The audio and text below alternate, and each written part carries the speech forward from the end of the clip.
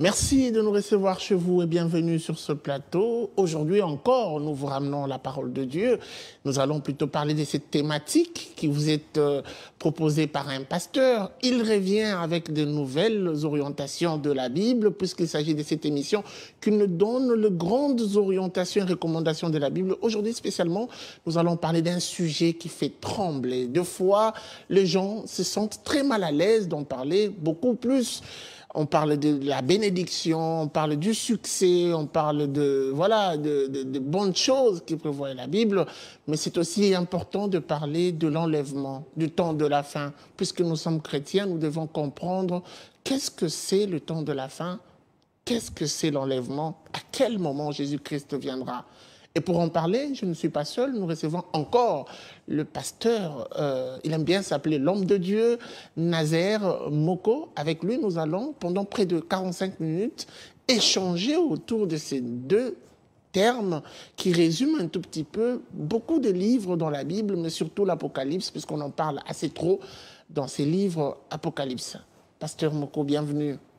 Merci beaucoup, mon frère Guy. Alors, pour commencer, nous avons voulu comprendre un peu quand est-ce que la Bible, ou quand est-ce que dans la Bible, l'enlèvement et les temps de la fin ont été évoqués. Merci beaucoup. Merci aussi pour l'invitation. C'est déjà une grande faveur pour laquelle nous sommes très reconnaissants. Le temps de la fin ont déjà été évoqués dans plusieurs écritures, même déjà dans l'Ancien Testament. L'Ancien Testament en parle déjà, et vous verrez que le Seigneur avait envoyé son ange pour prendre un cas dans Daniel, chapitre 12.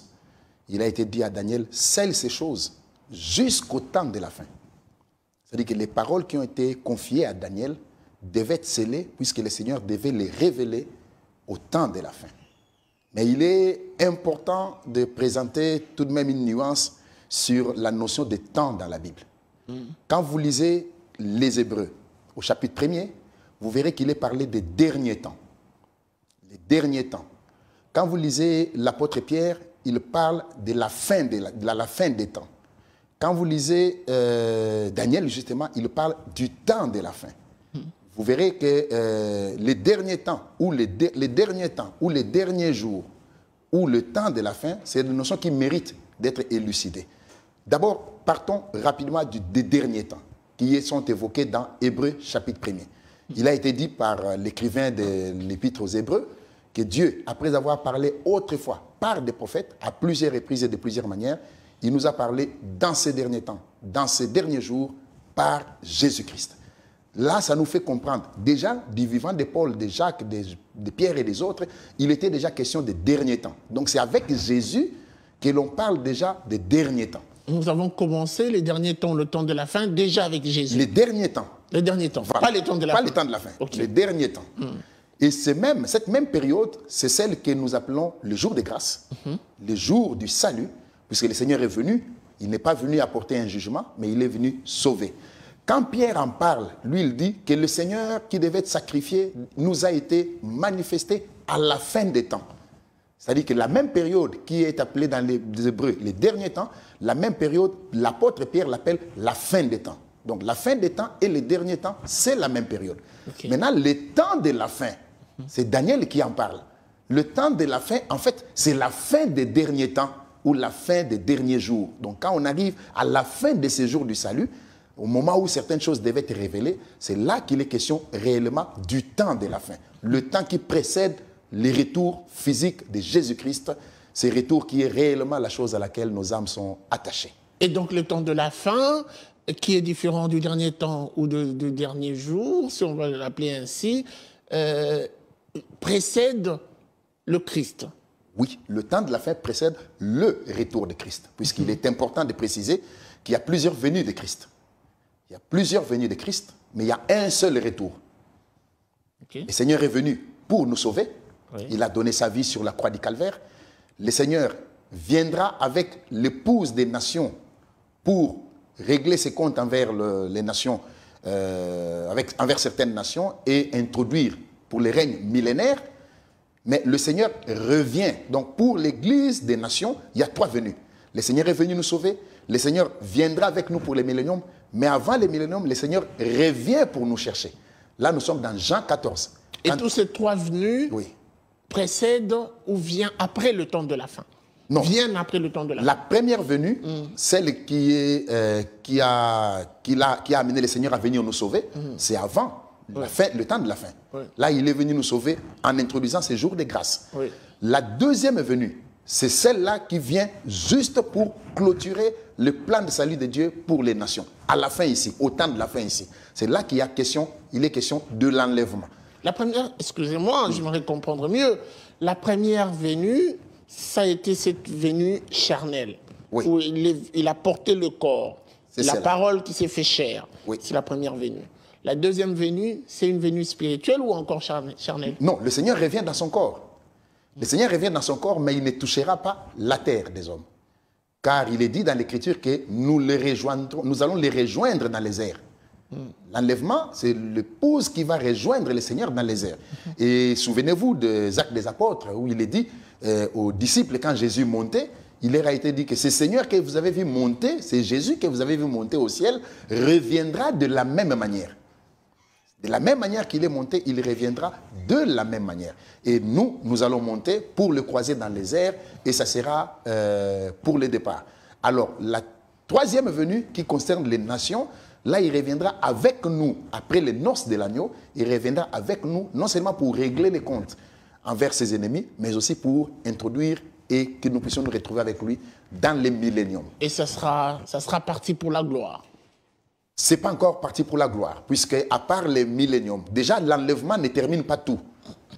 L'enlèvement ne termine pas tout. Vous verrez que les disciples, d'ailleurs, ont eu l'intelligence de poser la question claire à Jésus dans Matthieu chapitre 24, quand Jésus leur a montré la beauté du temple. Non, quand ils ont montré plutôt à Jésus la beauté du temple, le Seigneur leur a dit, mais vous verrez tout ça, il ne restera pas ici pierre sur pierre. Alors les apôtres ont posé la question à Jésus, dis-nous, quand est-ce que cela arrivera? C'est-à-dire la destruction de Jérusalem. Quel sera le signe de ton avènement? C'est la deuxième question. Et quel sera le signe de la fin du monde? C'est la troisième question. Donc l'avènement du Seigneur est différent de la fin du monde. Et la fin du monde, elle-même plutôt, elle est différente de la destruction de Jérusalem qui a déjà eu lieu. En l'an 70 de notre ère, il y a un général romain, Titus, qui a investi Jérusalem et qui a détruit et la ville et les temples. Okay. Nous attendons maintenant l'avènement du Seigneur. Et quand nous en parlons, nous ne créons pas une psychose de fin du monde. Non, ça devrait plutôt rassurer les élus, les concernés, que c'est une bonne nouvelle. Son retour, c'est une bonne nouvelle, puisqu'il revient pour nous chercher. Nous revenons dans Jean 14. Que votre cœur ne se trouble point. Lui-même l'a dit, que votre cœur ne se trouble point. Même quand on prêcherait sur la fin des temps, sur l'enlèvement, sur les retours du Seigneur, que votre cœur ne se trouble point. Croyez en Dieu et croyez en moi. Je m'en vais vous préparer une place. Et lorsque je m'en serai allé et que je revienne, je vous aurai préparé une place, je reviendrai et je vous prendrai avec moi, afin que là où je suis, que vous y soyez aussi. Il y a un verbe qui est important là, c'est le verbe prendre. Prendre, c'est le même verbe qui a été utilisé pour la vie d'Enoch. Enoch, dans l'Ancien Testament, a été enlevé et il a été dit qu'Enoch, Dieu l'a pris. Dieu l'a pris et il ne parie plus. Donc, quand il est question de venir prendre, il est question de l'enlèvement, comme Enoch fut pris et qu'on ne le vit plus. Voilà. Mais la vie continuera. Ok. Alors, on va y aller mollo avec un jeu de questions-réponses. Beaucoup se posent alors des questions, puisqu'il y a le temps de la fin. Nous devons comprendre ces temps, cette période. Et l'enlèvement, nous devons également comprendre comment ça va se passer, cette période aussi. Et puis, enfin, il y a, je ne parlerai pas des venues, je parlerai du retour, voilà, avant que nous soyons pris, comme vous le dites. On va prendre déjà, avec la régie, la toute première question posée au pasteur. On y va, on va la suivre. Bonjour, pasteur. Comment reconnaître les temps de la fin? Voilà, je pense que sa question est claire. Comment faire pour reconnaître les temps de la fin? Merci beaucoup, et merci à ma sœur. J'avoue, mon frère Guy, que j'ai beaucoup aimé la question. La question a suscité même à moi un petit sourire. Simplifions les choses. Je vais à Matadi. Je ne connais pas Matadi.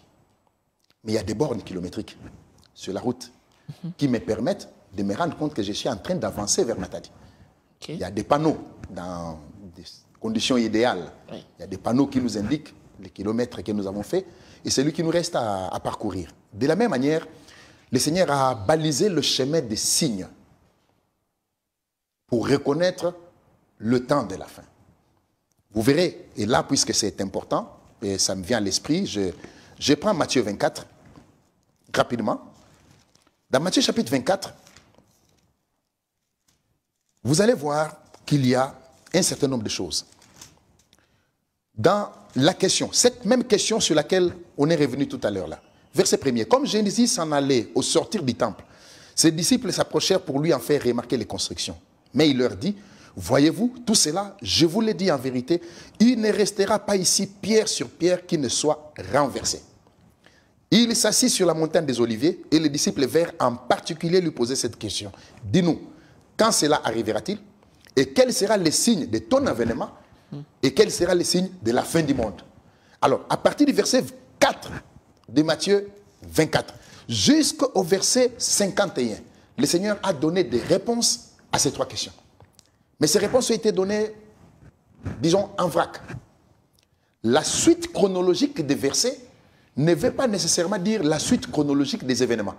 Un événement qui est évoqué dans un verset 25, il peut intervenir avant l'événement qui est évoqué au verset 12. Il faudrait maintenant entrer dans les Écritures par l'Esprit pour être rendu capable de comprendre tel événement ou tel autre événement. Je prends des cas. Il a été parlé du temps de Noé. Ce qui arriva du temps de Noé arrivera de même. Il a été parlé du temps de Lot. Ce qui arriva du temps de Lot arrivera de même. Maintenant, il est question au lecteur de rentrer chez Lot pour aller vérifier qu'est-ce qui est arrivé au temps de Lot. Or, au temps de Lot, la caractéristique principale, à part l'incrédulité du peuple de Sodome et Gomorrhe, il y avait la destruction qui était la conséquence de l'homosexualité, qui a élu domicile à Sodome et Gomorrhe. C'est comme ça que les Français parlent même de sodomie et tout ça. Vous comprenez? Et quand les anges sont allés vers Lot pour aller le chercher, les gens de Sodome sont venus dire à Lot, fais-nous sortir les gens qui sont entrés chez nous, nous voudrons les connaître. Connaître là, ce n'est pas faire la connaissance. Non. Connaître là, c'est s'accoupler. C'est comme ça que Lot leur proposera une solution de réchange. En disant, j'ai 2 jeunes filles qui sont vierges, qui n'ont jamais été touchées par des hommes. Je vous les offre. Vous en ferez ce que vous voulez. Ces hommes ont refusé les femmes. Ils disent, non, non, non, on ne veut pas de ces filles-là. Nous voulons seulement ces 2 hommes-là. Et aujourd'hui, cela est devenu une réalité au point où, quand nous lisons dans Romains chapitre 1er, et là aussi l'apôtre Paul en a parlé comme si c'était réellement aujourd'hui, cet après-midi, Romains chapitre 1er, vous verrez qu'il est dit au verset 26, c'est pourquoi Dieu les a livrés à des passions infâmes. Nous sommes dans le Nouveau Testament. Car leurs femmes ont changé l'usage naturel en celui qui est contre nature. Et de même, les hommes, abandonnant l'usage naturel de la femme, se sont enflammés dans leurs désirs les uns pour les autres. Les questions des hommes. L'homosexualité. Voilà. Se sont enflammés dans leurs désirs les uns pour les autres, commettant homme avec homme des choses infâmes et recevant en eux le salaire que méritait leur égarement. Or, à Sodome, c'était encore homme contre homme. Mais ici, la génération actuelle est allée beaucoup plus loin que celle de Sodome. C'est-à-dire qu'ici, les femmes sont avec les femmes, les hommes sont avec les animaux, les vivants sont avec les morts. Ici, dans cet âge ici. Donc, si le Seigneur ne condamne pas cet âge à cause de ses comportements, il devra réveiller Sodome et Gomorrhe pour leur présenter des excuses. C'est comme ça que vous voyez même la pandémie qui est arrivée, qui a atteint la terre. Et hier, je discutais avec un homme de Dieu et on est arrivé à une conclusion, à la même conclusion, que si l'Occident est sérieusement touché, c'est puisque l'Occident a perdu le niveau moral. C'est comme ça que malgré la technologie, malgré la science, malgré les conditions des hôpitaux, ils sont dépassés et ils sont en train de se poser la question, qu'est-ce qui se passe en Afrique? Et donc, pour vous, si je vous comprends bien, l'homosexualité fait partie de cette, comment dire... des caractéristiques voilà, du temps de la fin. Ces caractéristiques qui mènent vers le temps de la fin. Oui, oui. Et il n'y a pas que ça. D'ailleurs, les Écritures, Paul est venu, il dit, dans les derniers jours, il y aura des temps difficiles. Car les hommes seront égoïstes, amis de l'argent, ennemis des gens du bien, On décrit même le comportement des hommes. C'est pour ça qu'elle a posé la question. Elle veut savoir comment connaître, comment faire pour reconnaître le temps de la fin. Vous avez cité un élément majeur, l'homosexualité. C'est tout? Non, non, c'est pas tout. Oui. Alors, je vais l'aider, je vais aider la sœur en lui disant que voici les signes principaux. Le premier et le plus grand, c'est Israël. Israël est l'horloge de Dieu. Oui. Quand vous regardez ce qui se passe en Israël, puisque tout ce qui se passe en Israël est écrit, ça peut vous amener à comprendre réellement qu'est-ce qui se passe chez les nations et sur la terre. Souvenez-vous qu'il y a une écriture qui dit « Tournez les regards vers le figuier ». C'est Jésus qui l'a dit. Quand ces branches deviennent tendres et que ces feuilles poussent, vous savez de vous-même que l'été est proche. Or, le figuier, comme le dit Osée, c'est Israël. Il dit que j'ai trouvé vos pères comme des figues, comme un figuier dans le désert. Donc, quand on regarde, quand est-ce qu'un arbre reverdit? Si cet arbre identifie un pays, une nation, c'est quand son peuple revient. Or, depuis 1948, Israël est devenu une nation. Et quand vous demandez aux Juifs, qu'est-ce que vous rentrez faire là-bas, ils vous disent, nous allons attendre le Messie.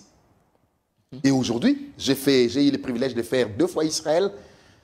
Les ustensiles des temples sont déjà prêts, puisqu'ils sont convaincus que le temple sera rebâti. Et l'Écriture le dit, le temple sera rebâti, puisque Dieu l'a annoncé. Et aujourd'hui, ils ont déjà fait les ustensiles du temple. Ça, c'est par rapport à Israël. Maintenant, il y a des signes par rapport aux nations. Oui. Il a été parlé de guerre et de bruit de guerre, et de tremblements de terre et de famines en divers lieux. Pas partout. Pas partout, mais en divers lieux. Donc, il y a des signes nationaux, il y a des signes internationaux, il y a des comportements que des hommes peuvent afficher. Il y a aussi même des signes liés au climat, puisqu'il y a une écriture qui parle de la hausse de la température sur la terre. Il arrivera un jour où la lumière du soleil sera multipliée par 7. Et aujourd'hui, tout ce que les hommes font pour réduire les gaz à effet de serre, ils n'arrivent pas, puisque nous devons aller vers l'accomplissement de la prophétie. On a comme l'impression que toutes ces choses ont été prédites bien avant aujourd'hui. Ça a été prédit il y a des siècles et des siècles, et ça a été prédit comme si ça arrivait demain. Autant d'années, autant de siècles passés, est-ce qu'il faudrait encore que l'on dise que ce sont des signes qui prédisent le temps de la fin? Oui, nous devons continuer à dire que c'est réellement des signes qui prédisent le temps de la fin. Pourquoi je le dis? Les prophètes ont annoncé des choses. J'en prends un, Ésaïe. Il dit au chapitre 9 de son livre, « Un fils nous est donné, un enfant nous est né ». Logiquement, si vous devez comprendre les prophètes sur le plan littéral, vous devez chercher un enfant et vous deviez le trouver. Mais pourtant, Jésus, cet enfant de qui il était parlé, il est né plus de 700 ans plus tard, après la prophétie d'Ésaïe. Le Seigneur annonce des choses et le Seigneur annonce l'accomplissement des choses, mais maintenant le temps appartient au Seigneur. Mais un jour égale à 1000 ans. On peut même toucher à ça. Le temps appartient au Seigneur. Mais vous verrez que y a des signes que le Seigneur donne et qui amènent les lecteurs à comprendre que réellement le temps est en train d'avancer. Or, il y a 2 éléments très importants sur lesquels beaucoup d'hommes de Dieu malheureusement ne s'attardent pas trop. Il y a la prophétie et il y a le comportement que les chrétiens doivent afficher quand la prophétie s'accomplit. Jésus a dit, Jérusalem sera détruite. Jésus l'a dit. Nous le voyons dans Luc 17, nous le voyons dans Matthieu 24. Mais il dit, quand vous verrez ces choses arriver, que celui qui sera dans la montagne ne rentre pas dans la ville. Que celui qui sera dans la ville sorte de la ville. Car la destruction sera plutôt grande. Priez pour que ça n'arrive pas en hiver. Pourquoi? Puisque quand vous allez fuir dehors, il fera froid, ça sera un peu plus difficile. C'est l'ordre qu'il a donné. Quant à ce qui concerne l'accomplissement des événements, que vous puissiez croire, que vous ne croyez pas, l'événement aura lieu. Est-ce que ce n'était pas une façon pour le Christ de préparer carrément le chrétien pour dire « Je ne vous dis pas quand est-ce que je viendrai, alors je vous mets dans un environnement où vous serez toujours tenté à chercher à savoir quand est-ce que je viendrai. En même temps, je vous prépare de sorte que vous soyez toujours prêts le jour où je viendrai. Comme ça, je vous trouve prêt à être enlevé avec moi. » Voilà pourquoi il a été un peu plus occulter dans son langage des expressions qui donnent l'impression que le Christ revient demain, juste pour préparer le chrétien à être prêt. Est-ce que ce n'est pas dans cette logique-là? Vous avez dit, ça donne l'impression. Mais en fait, les élus, ceux qui appartiennent au Seigneur, quand ils se laissent avertir par ce que Dieu a dit et qu'ils regardent le déroulement des événements sur la terre, logiquement, ils ne devraient pas être surpris. Puisqu'il y a tellement de signes qui sont précis dans les Écritures, quand vous le verrez, vous allez vous rendre compte qu'à partir de là, les choses sont allées beaucoup plus loin. Paul était certain que ça arriverait de son ère, pendant son temps, pendant sa période. Paul est allé jusqu'à dire, nous les vivants, nous ne mourrons pas. Mais Paul est mort. Mais aujourd'hui, vous et moi, nous sommes sur la terre. Et nous vivons le même signe. Nous vivons le même signe, mais regardez ce que Paul n'a pas vu. Paul n'a pas vu qu'entre Israël et les nations arabes, il y aurait de grands problèmes et que les rapprochements auraient lieu. Mais aujourd'hui, nous voyons qu'il y a un président américain qui est en train de faire signer des accords de paix entre Israël et quelques nations arabes. Il n'y a pas très longtemps, il y a quelques semaines, Israël a signé avec l'Arabie Saoudite, avec les Émirats Arabes Unis, avec Bahreïn. Pourquoi? Puisqu'il y a une écriture dans Daniel 29, dans Daniel 9 plutôt, qui annonce qu'il y aura un accord final qu'Israël doit signer avec toutes les nations arabes. Et dans cet accord-là, on reconnaîtra à Israël le droit de rebâtir les temples. Et quand nous voyons ça, ce n'est qu'une information que nous pouvons voir devant la télé. Mais celui qui lit l'écriture et qui lit la prophétie dans l'esprit de la prophétie, quand il voit cette petite nouvelle qui passe rapidement aux informations et qu'il rentre dans les écritures, il peut se dire, ça, ce n'est pas du hasard. Ça, ce n'est pas un petit événement. Préparons-nous au retour de Christ. Prenons la deuxième question. On y va.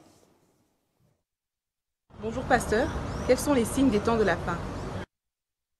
Voilà. Bonjour, je pasteur. pense que ça a été évoqué. Vous avez parlé de l'homosexualité, vous avez parlé il y en a eu toute une liste que vous avez énumérée. Vous pouvez répondre s'il y a des détails autres. Merci beaucoup. Comme il faut compléter, puisque c'était pratiquement la même question, je voudrais prendre Paul rapidement. Paul s'adresse à Timothée.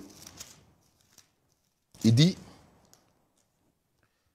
1 Timothée chapitre 4, verset 1er.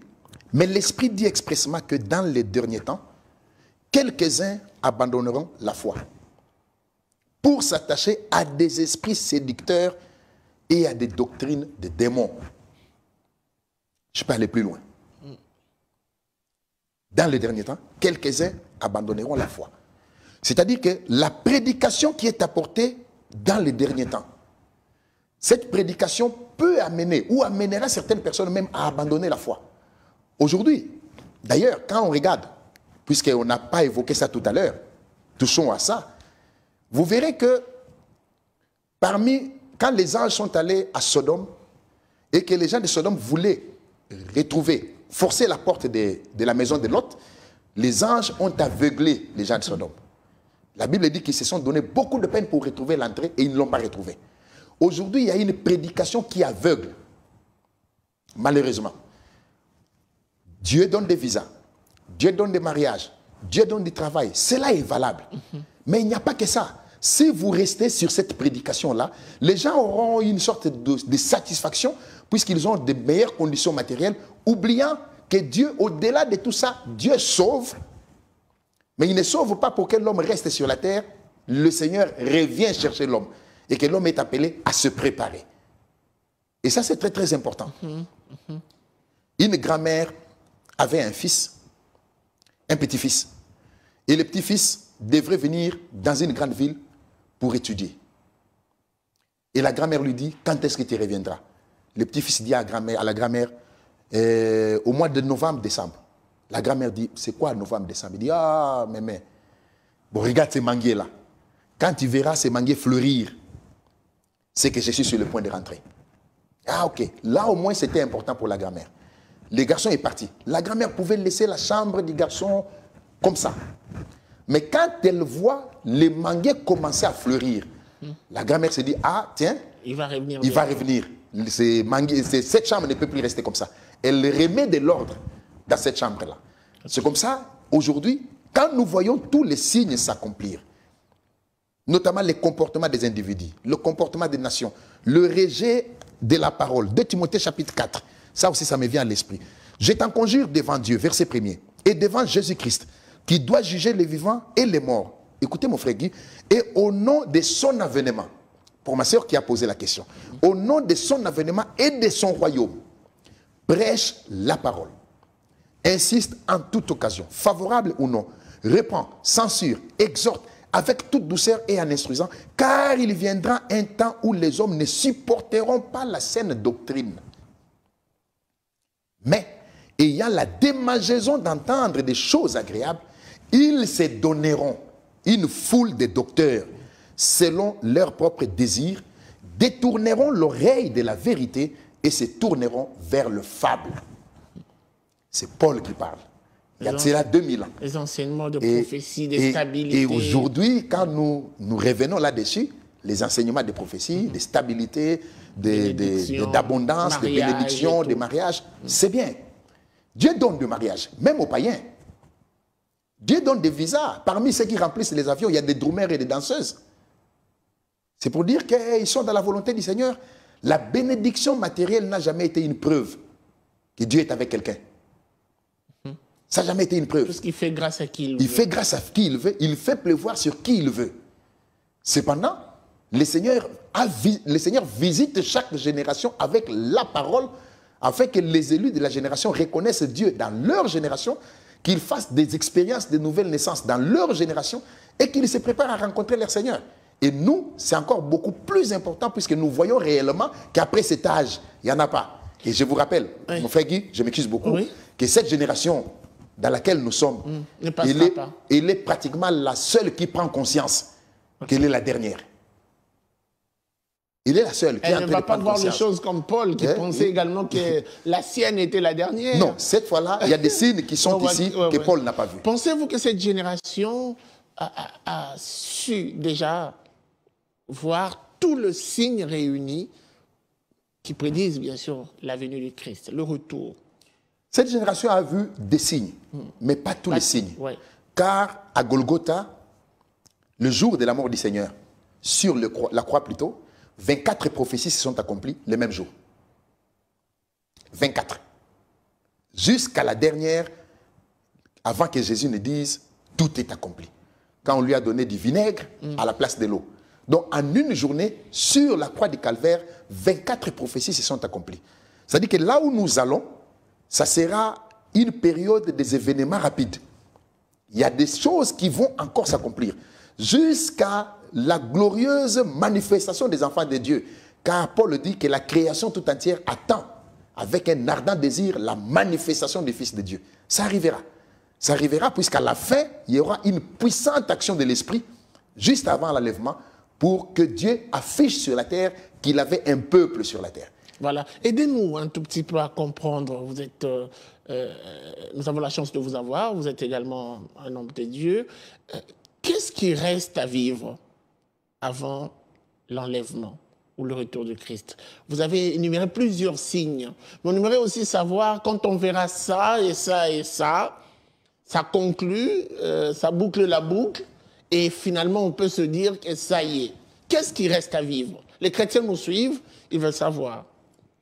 Il y a beaucoup de choses qui restent à vivre, sauf que aucun homme de Dieu ne maîtrise le temps, puisque le Seigneur fera une œuvre abrégée sur la terre. Il y a beaucoup de choses qui restent à vivre.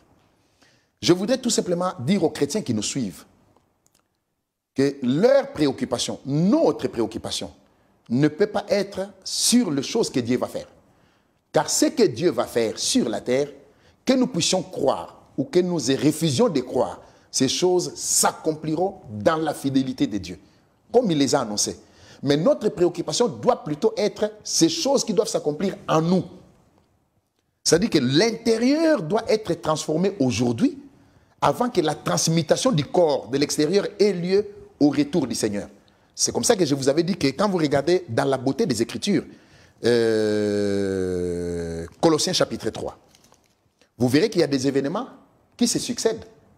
Mais leur accomplissement n'a pas lieu au même moment. C'est comme ça que j'attire beaucoup plus l'attention du peuple sur nous-mêmes. Ce que le Seigneur devait faire en nous, que nous ne voyons pas encore. C'est là que ça doit beaucoup plus nous préoccuper. Colossiens chapitre 3, je le prends rapidement, mon frère Guy. Colossiens chapitre 3, est-ce que c'est là? Oui. Verset 4. Quand Christ, votre vie, paraîtra, alors vous paraîtrez aussi avec lui dans la gloire. Ça aura lieu. C'est un enlèvement. Mais le verset 5, qui s'accomplit avant le verset 4, dit ceci: faites donc mourir ce qui dans vos membres est terrestre. La débauche, l'impureté, les passions, les mauvais désirs et la cupidité qui est une idolâtrie.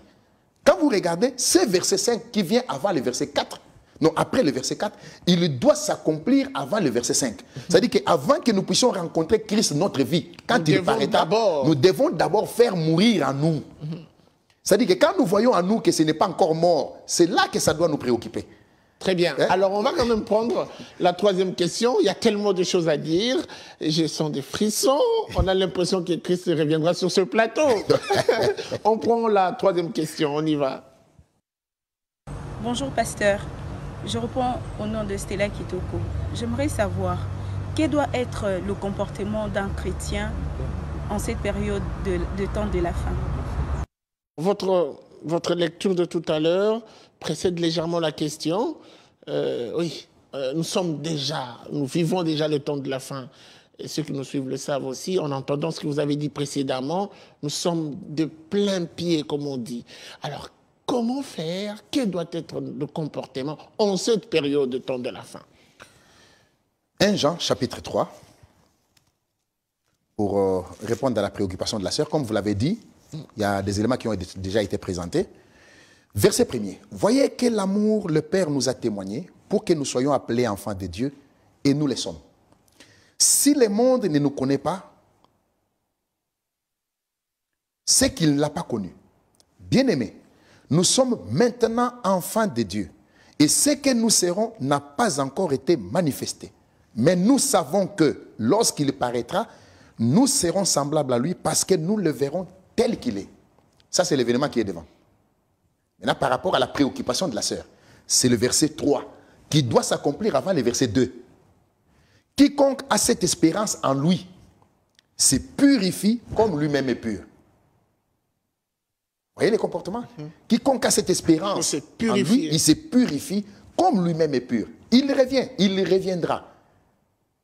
Il reviendra, nous le verrons tel qu'il est. Mais pour y arriver, quiconque a cette espérance en lui se purifie comme lui-même est pur. L'apôtre Pierre prend la même pensée dans 2 Pierre chapitre 3, toujours par rapport à l'attitude et au comportement affiché. Verset 10. Le jour du Seigneur viendra comme un voleur. Là, il y a encore beaucoup de choses à dire. Puisque le jour du Seigneur, c'est un jour de colère. C'est un jour de colère. Il ne fera pas beau vivre ces jours. Mais ce jour, Joël en parle au chapitre 2 de son livre, en parlant d'un jour grand et terrible, grand et redoutable. Quand l'apôtre Pierre va creuser, récupérer cette prophétie de Joël, et qu'il en parle dans les Actes des Apôtres, il dit « Le jour du Seigneur est un jour grand et glorieux ». Pourquoi glorieux? Puisque le jour du Seigneur est introduit par le glorieux matin de la résurrection. La résurrection des morts, de ceux qui croient en Jésus et qui ont été ensevelis avec une espérance, ceux-là reviendront à la vie. Nous connaîtrons la transmutation de nos corps. Donc ceux dont l'intérieur change aujourd'hui, l'extérieur changera ce jour-là.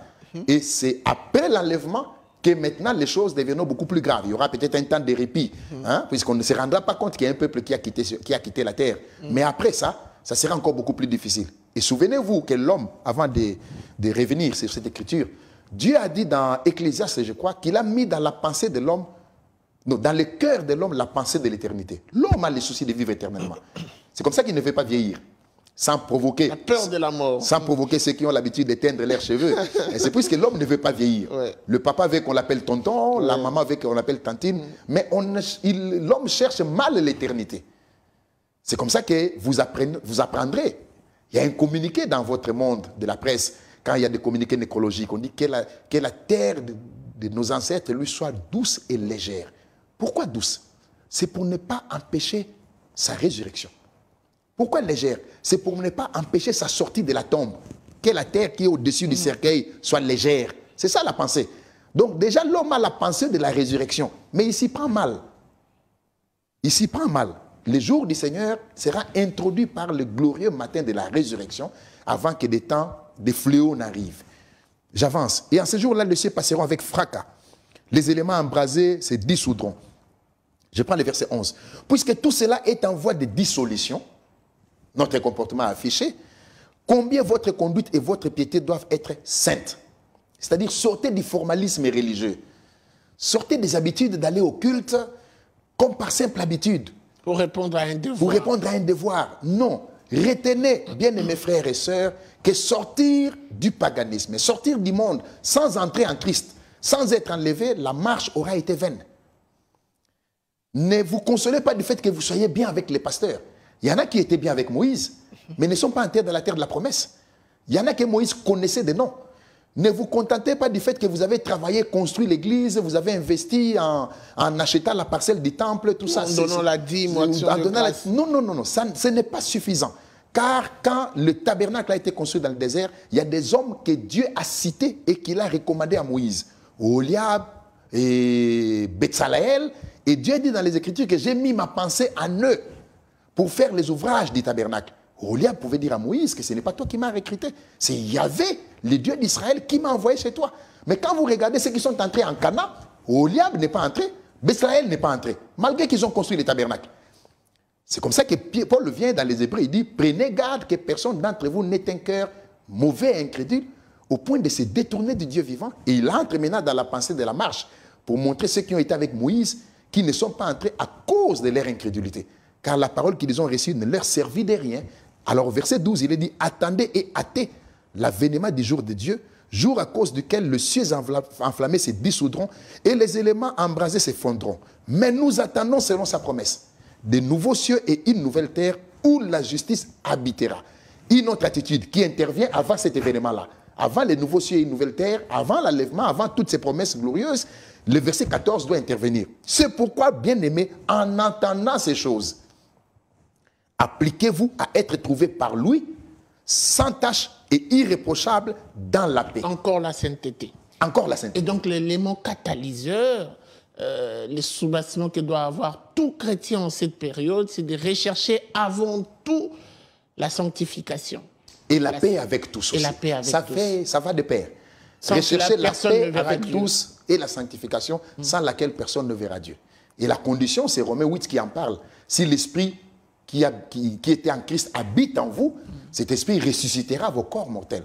Pour que vous puissiez répondre présent, il faut que l'expérience de la nouvelle naissance soit achevée par le baptême du Saint-Esprit. Et ce n'est pas du formalisme, c'est une réelle expérience. Ce n'est pas des habitudes religieuses, non. C'est une mort en soi. Or, l'homme n'aime pas mourir. C'est ça le problème de l'homme. Merci. Prenons la quatrième question, je pense. La quatrième ou la cinquième. La quatrième, on y va. Bonjour pasteur, je suis Paul Giresse Lungu. J'ai une préoccupation. Voilà, d'autres religions disent que Jésus est déjà revenu parce que nous sommes au temps de la fin. Pour vous, pasteur, vous nous dites quoi? Jésus est déjà revenu ou nous devons attendre que Christ revienne comme d'autres religions le disent? Merci. Voilà. Est-il déjà... Là, il parle de la venue. Vous avez dit qu'il doit venir 3 fois. Il y a 3 venues. Oui, il y a 3 venues. Il y a déjà une venue qui est consommée. Oui, il est venu nous sauver. La deuxième qui n'est pas encore arrivée. C'est celle-là, je crois. C'est celle-là, j'ose croire aussi. Et ces religions qui disent que Jésus est déjà revenu, ça ne sert à rien d'attendre l'enlèvement. Il est déjà parmi nous. Bon, logiquement, je me sens concerné par l'enlèvement. C'est-à-dire que si je suis encore sur la terre, c'est que le Seigneur n'est pas encore revenu. Si le Seigneur revient, personnellement, je ne serai plus là. L'enlèvement n'est pas un mythe. L'enlèvement n'est pas une théorie. Lorsqu'on l'appelle Emmanuel, ça dit tout. Non, Emmanuel... Il est Dieu. Il faut voir le sens revenu du mot, parmi nous. Le sens du nom Emmanuel. Ouais. Emmanuel, Dieu parmi nous. C'est-à-dire qu'il était réellement Emmanuel quand il a vécu dans la chair parmi les hommes. Okay. Mais aujourd'hui, il a dit que je ne vous laisserai pas orphelins, je serai avec vous. Comment? Oui. Par son esprit. Mais le Seigneur n'est pas monté par une montée spirituelle. Le Seigneur est monté par son corps, dans son corps. Et l'Écriture dit que c'est Jésus que vous avez vu monter reviendra de la même manière. Il reviendra de la même manière. Si le Seigneur revient et qu'il termine avec les nations, ça ne sera pas une venue spirituelle. Non, ça ne sera pas une venue spirituelle. Ouais. Le Seigneur revient dans son corps pour nous chercher, pour que nous puissions le rencontrer dans les airs et nous partirons sur des nuées, comme le dit l'Écriture. Et après ça, le Seigneur tournera les regards vers Israël pour réconcilier Israël avec lui. Et il y aura des fléaux qui interviendront. Et je ne souhaite pas que quelqu'un reste sur la terre pour ce moment. Voilà. Alors, lorsque le Christ reviendra nous chercher, dans son corps, bien sûr, physiquement, nous remonterons vers lui. En ce moment-là, Israël n'aura pas encore connu l'enlèvement. Non. Ça se fera d'un côté. Le Seigneur ne travaille pas simultanément avec Israël et les nations. Je prends ici les actes des apôtres, je prends les évangiles. Le Seigneur est venu chez les siens. Les siens ne l'ont pas reçu. Et l'apôtre Paul dit dans les actes des apôtres, c'est à vous premièrement que l'évangile devait être annoncé.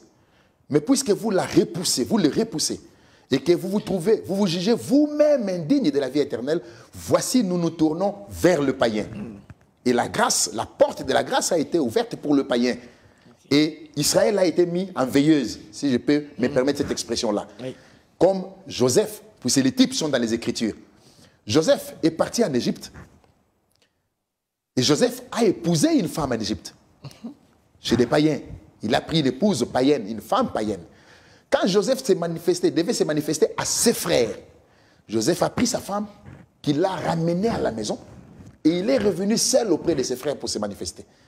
Le Seigneur a été rejeté par le sien, comme Joseph fut rejeté. Le Seigneur vient chercher une épouse parmi les nations. Dès qu'il aura fini avec nous, il nous amène aux noces de l'agneau, il nous amène au palais. C'est alors qu'il reviendra seul vers ses frères pour se révéler à eux. Et l'Écriture dit que le Seigneur versera un esprit de supplication, de pleurs en eux, au point où ils reconnaîtront celui qui les ont percés. Et ils pleureront amèrement. Et Israël expérimentera la réconciliation avec son Dieu, car le Messie qui les avait rejetés et qu'ils avaient qualifié d'imposteurs, ils se rendront compte là que c'était lui qui était venu pour eux. Et cette démarche, ça ne sera que pour enlever 144 000. Ça sera uniquement pour les 144 000. 12 000 par tribu d'Israël. Et là, quand il est parlé de 144 000, ce n'est pas chez des païens, puisque les Bantandou ne sont pas là, les Bandibou ne sont pas là, les Batetela ne sont pas là, mais c'est des tribus bien identifiées dans les Écritures. Et donc ça nous renvoie aux 12 tribus d'Israël. 12 tribus d'Israël multipliées par 12 000 dans chaque tribu. Très bien. On va prendre la dernière question. On la prend. Bonjour pasteur, je m'appelle Mélissa Missengabou. J'aimerais savoir, pasteur, depuis combien de temps ou de siècles que nous vivons le temps de la fin? Bah oui, parce qu'on en parle, hein? On en parle depuis, je l'ai même dit, depuis très longtemps, au point où ça commence à créer un désespoir finalement. Il viendra quand? Bref délai, bientôt. Il n'est toujours pas arrivé, le temps de la fin élastique, les gens commencent à se retourner vers leurs occupations pour dire ça n'arrivera jamais. Ah oui, vous avez dit ce que tout le monde peut peut-être avoir la possibilité de dire, mais je voudrais juste ramener ma sœur ainsi que nos estimés téléspectateurs dans quelques écritures, dans une écriture qui m'est venue par la tête pendant que la question était en train d'être posée. En fait, le Seigneur vient dire dans Pierre, 2 Pierre chapitre 3, verset 1er, voici déjà bien-aimé la seconde lettre que je vous écris. Dans l'une et dans l'autre, je cherche à éveiller par des avertissements votre saine intelligence, afin que vous vous souveniez des choses annoncées d'avance par le saint prophète et du commandement du Seigneur et Sauveur enseigné par vos apôtres, sachant avant tout que dans les derniers jours, nous en avions déjà parlé, il viendra des moqueurs avec leurs railleries et marchant selon leur propre convoitise, ils disent où est la promesse de son avènement, car depuis que les pères sont morts, tout demeure comme dès le commencement de la création. Et voici la réponse, le verset 5, ils veulent ignorer en effet que des cieux existèrent autrefois, par la parole de Dieu, ainsi qu'une terre tirée de l'eau est formée au moyen de l'eau, et que par ces choses, les mondes d'alors périt, submergés par l'eau. Mais par la même parole, les cieux et la terre d'à présent sont gardés et réservés pour le feu, pour le jour du jugement et de la ruine des hommes impies. Il est une chose, bien-aimée, que vous ne devez pas ignorer, c'est que devant le Seigneur, un jour est comme 1000 ans, et 1000 ans sont comme un jour. En fait, d'Adam à Abraham, il s'est passé 2000 ans. Ça fait 2 jours. D'Abraham jusqu'à Christ, il s'est passé 2000 ans. Ça fait 2 jours. 4 jours en tout. Oui. De Christ jusqu'à aujourd'hui, ça fait 2000 ans. Ça fait 6 jours. 6 jours. Ça fait 6000 ans. Et le 7e jour, à la création, Dieu s'est reposé. Donc, au 7e millénaire qui doit entrer, donc au 7e millénaire, Dieu doit se reposer. Donc là, nous ne sommes pas au Moyen-Âge pour qu'on se dise qu'on a encore un peu de temps. Hein? Depuis que les pères sont morts. Non. Là, quand nous comptons déjà le temps, nous nous rendons compte qu'effectivement, le 7e jour, Dieu se reposa. Et je prends la parabole du bon samaritain. Tout le monde prêche le bon samaritain. On prêche le côté caritatif du bon samaritain. Oui. Mais on oublie le côté prophétique. Le bon samaritain, il a fait sortir 2 deniers qu'il a donnés à Lot. Pour lui dire, quand il a pris l'homme qui a été agressé, pour le déposer à l'hôtel, il dit au propriétaire de l'hôtel, il dit, prends soin de lui. Si tu dépenses de plus, je te les rendrai à mon retour. Souvenez-vous qu'on a parlé du retour. C'est la dimension prophétique qui échappe à beaucoup de personnes. En Israël, le salaire journalier d'un ouvrier, d'un fonctionnaire, c'était un denier. Il y a la parabole des ouvriers de la dernière heure. Chacun a eu un denier, même celui qui est arrivé à 15 heures ou à 16 heures. Chacun a eu un denier. Mais si le Samaritain a donné 2 deniers, c'est qu'il a donné le salaire de 2 jours. Et 2 jours, ça fait 2000 ans chez le Seigneur. Donc, l'épouse, l'église du Seigneur qui a été sauvée à Golgotha, le Seigneur la prend pour la laisser sous la conduite du Saint-Esprit au travers de sa parole. Et le Seigneur a pourvu au nécessaire pour 2 millénaires. Nous sommes déjà en 2020. Okay. Donc, là, c'est le 6e jour, si nous comptons depuis Adam. Et le 6e jour a commencé depuis le Moyen-Âge. C'est le jour de l'homme. L'homme a été créé le 6e jour. C'est comme ça que l'homme a déployé toute son intelligence.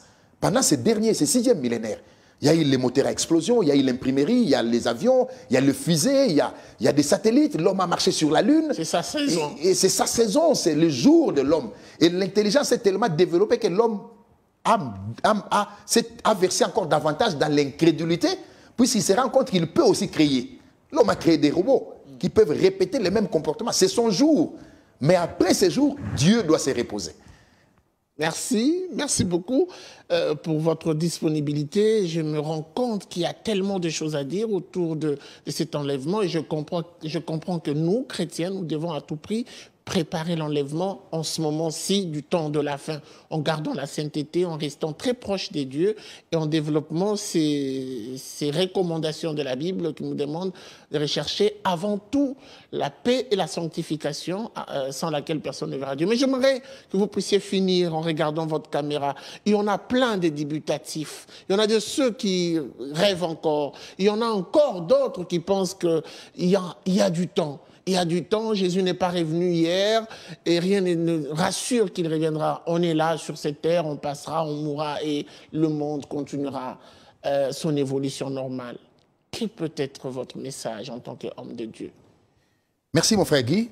Et déjà j'anticipe pour remercier la chaîne pour cette invitation.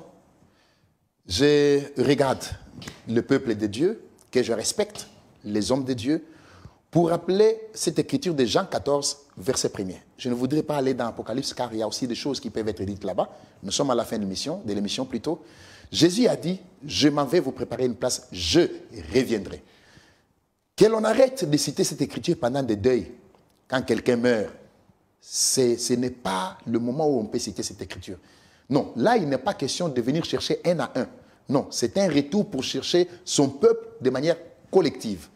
Alors, sortons du formalisme religieux. Sortons des habitudes religieuses. Arrêtons de nous autosatisfaire en nous disant « je vais à l'église, je verse ma dîme, je paye mes offrandes, j'ai des relations personnelles avec les pasteurs, j'ai participé à la construction de l'église. » Tout ça, c'est très bien. C'est des choses que j'encourage. Mais le Seigneur ne pouvait pas quitter son trône pour que nous ayons des visas. Le Seigneur ne pouvait pas quitter son trône pour que nous puissions avoir des costumes, des voitures, des maisons. Si le Seigneur a envoyé sa parole, Si le Seigneur utilise ses serviteurs, c'est pour que son peuple se prépare et que nous puissions arriver à comprendre que nous sommes des étrangers et des pèlerins sur la terre. Paul dit aux Hébreux, croyons-nous, nous disons que c'est lui qui a écrit cet épître, ceux qui parlent ainsi montrent qu'ils cherchent une patrie. S'ils avaient eu en vue celle d'où ils étaient sortis, ils auraient eu le temps d'y retourner. Mais ils cherchent une autre, une patrie céleste, dont Dieu est l'architecte et le constructeur. Et pour y aller, la condition est unique. C'est le baptême du Saint-Esprit qui parachève l'expérience de la nouvelle naissance. C'est comme ça un homme de Dieu disait, je fais tout pour ne pas avoir de problème à la rivière. Je mets les choses en ordre pour ne pas avoir de problème à la frontière. Que Dieu nous aide pour que nous puissions arriver à comprendre que la préparation précède le retour du Seigneur. Et la préparation, c'est aujourd'hui. Regardons autour de nous, suivons les informations, regardons les attitudes et les comportements des gens, rentrons dans les Écritures sans en interpréter un seul verset. Nous comprendrons réellement que nous sommes la dernière génération qui verra le retour du Seigneur, la chose à laquelle nos âmes sont attachées. Que Dieu nous bénisse tous. Merci, on est tenté de dire Amen. Ça a été un plaisir pour nous. Merci à vous de nous avoir suivis. Vous avez compris. La suite, ça sera sans doute au prochain numéro avec le même plaisir. Au revoir et à très vite.